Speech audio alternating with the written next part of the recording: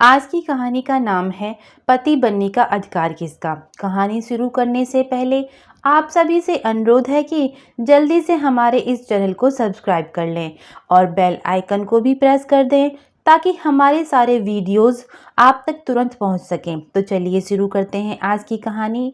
और बेताल फिर उसी डाल पर जाकर लटक गया, मगर विक्रम भी मानने वाला नहीं था।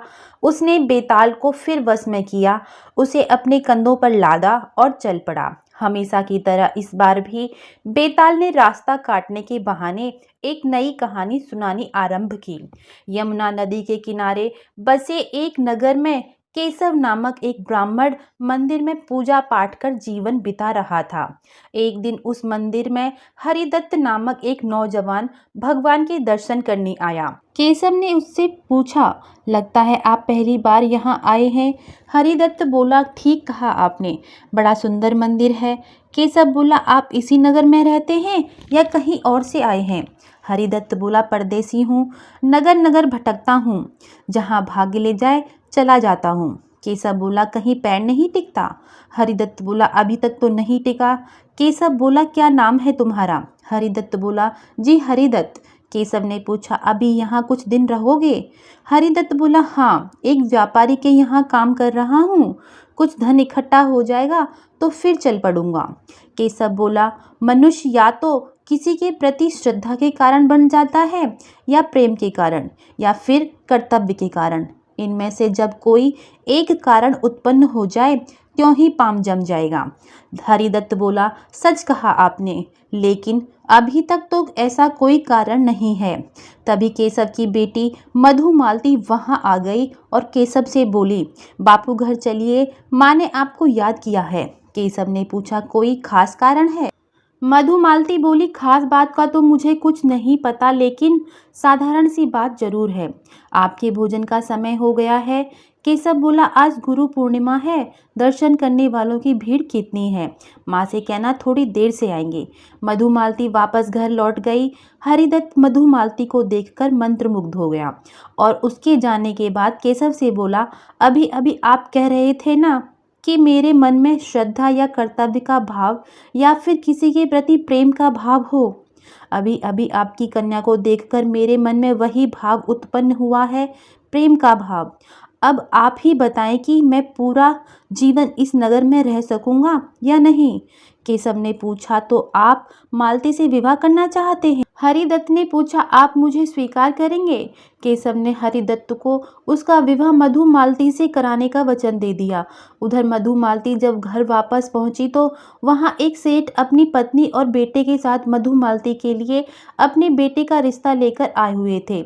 मधुमालती ने अपनी माँ को बोला, माँ, आज गुरु पूर्णिमा होने के कारण मंदिर में भीड़ अधिक है, इसलिए पिताजी को आते हुए देर हो जाएगी। सेठ जी केशव की पत्नी किससे बोले, कोई बात नहीं बहन जी, हमें जो कुछ भी कहना है हम आपसे ही कह देते हैं। सेठ की पत्नी बोली, हमारी इच्छा है कि आपकी बेटी मधुमालती हमारे घर की बहू बने। ये है मेरा बेटा वामन, अपने पिताजी के व्यवसाय में हाथ बटाता है। सेठ बोला, देखिए बहन जी, हम तो आपको जानते नहीं, लेकिन मेरे बेटे की इच्छा है कि वो शादी करेगा तो मधुमालती से ही करेगा, नहीं तो सारी उम्र कुंवारा ही रहेगा। केशव की पत्नी ने लड़के से पूछा, मेरी बेटी आपको जानती है। लड़का बोला, वो मुझे नहीं जानती, मैं उसे जानता हूँ, देखता आ रहा हूँ बहुत दिनों से। केशव की पत्नी बोली, ये तो हमारी मधुमालती का सौभाग्य है कि आपके जैसे बड़े घर की बहू बनेगी। हमें ये स्वीकार है। मधुमालती का एक बड़ा भाई भी था। उस समय वो अपने गुरुजी से मिलने उनके आश्रम गया हुआ था। गुरुजी का एक पुत्र था मधुसूदन, वो भी मधुमालती से प्रेम करता था। गुरुजी ने सब कुशल समाचार पूछकर मालती के भाई से कहा कि ये मधुसूदन से तुम्हारे परिवार के सब समाचार मिलते रहते हैं। बेटा, एक बात कहनी थी, शायद तुम्हें स्वीकार हो।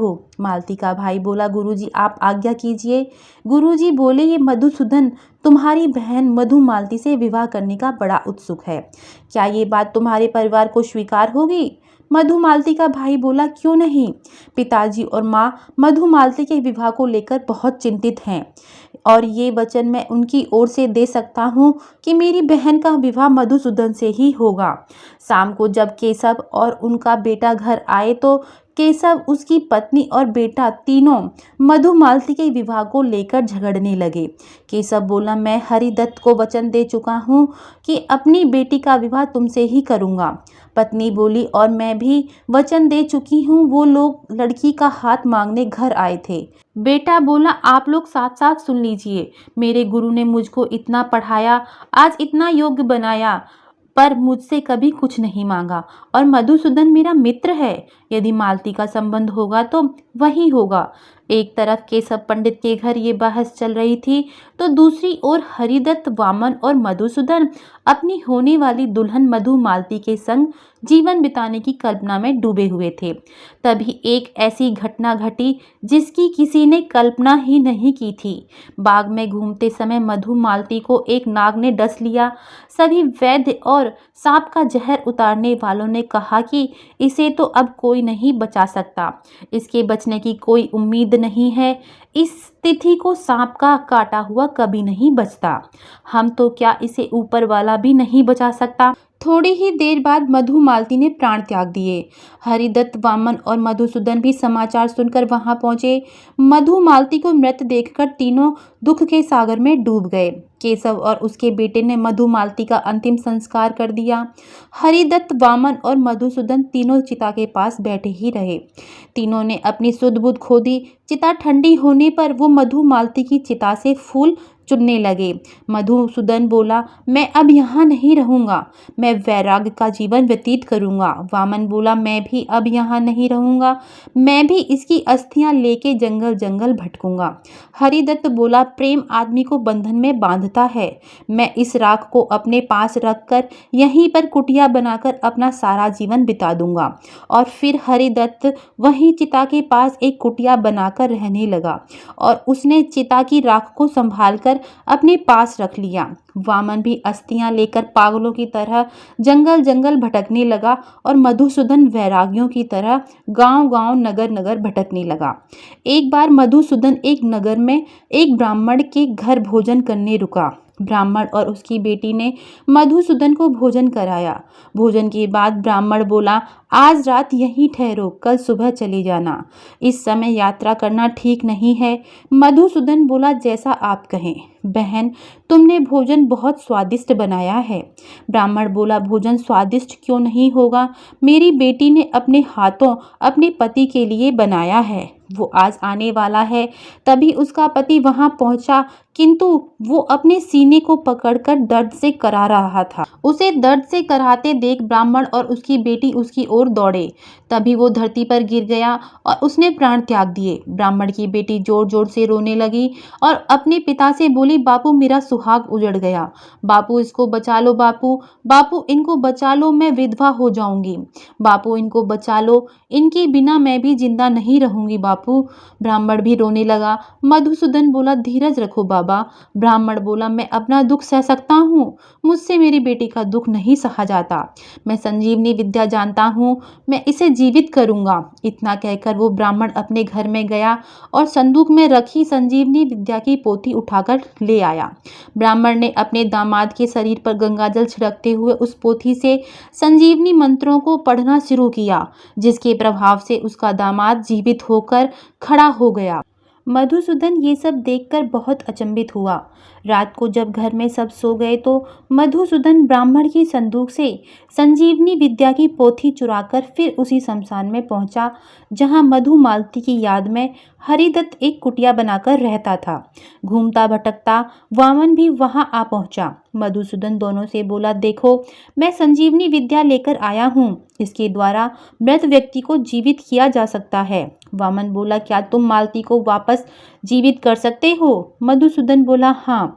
हरिदत्त बोला, लेकिन अब तो मधुमालती की चिता की राख और अस्थियां ही शेष हैं। मधुसूदन बोला, तो क्या हुआ, हमको प्रयत्न तो करना चाहिए।